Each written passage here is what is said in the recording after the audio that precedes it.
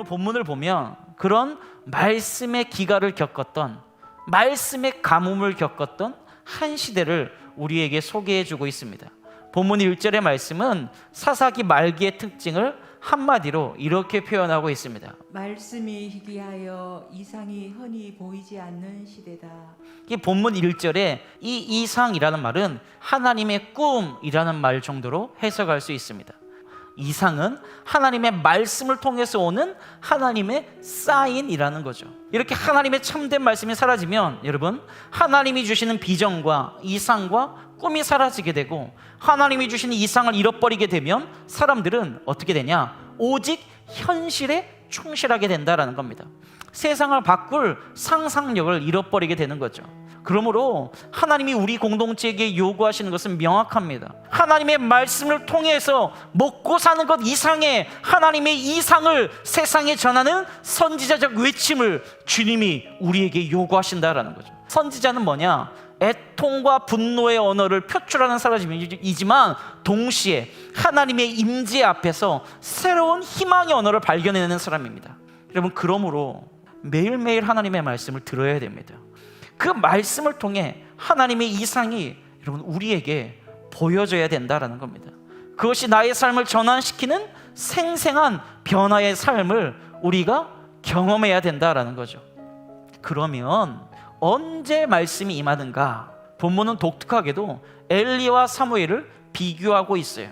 엘리가 누운 처소는 하나님의 음성을 들을 수 없는 오직 자신의 안위만을 돌보는 자리인 겁니다. 사무엘은 여호와의 궤 앞에서 영적인 불편함을 감수하는 결단을 통해 하나님의 음성을 듣고자 하는 갈망과 사모함이 있었다라는 거예요.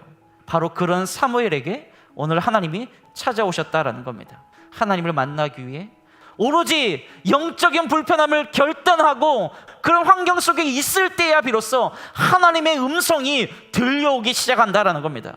이렇게 말씀이 들려질 때는 한 개인을 향한 분명한 부르심으로 여러분이 들을 수 있다라는 겁니다. 우리 개인을 향한 하나님의 부르심을 경험하고 나면 나임에도 불구하고 나를 부르신 게 아니라 나라는 존재 자체 때문에 하나님이 나를 부르셨음을 인정하고 받아들이고 우리가 그것을 경험할 때가 온다라는 것입니다.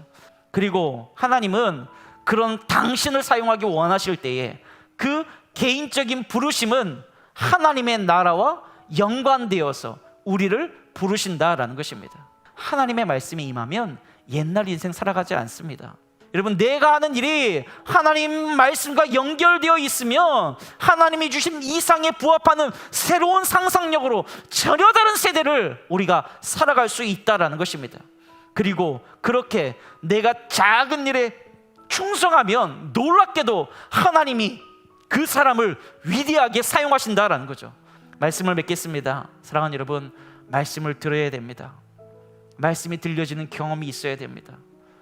그리고 그 말씀이 들려질 때 하나님의 이상, 하나님의 비전이 보이기 시작합니다. 바라고 기대하기는 이 어려운 때 하나님이 여러분 개인의 이름을 부르시고 여러분을 통해서 놀라운 일을 행하시기를 주의 이름으로 축복합니다.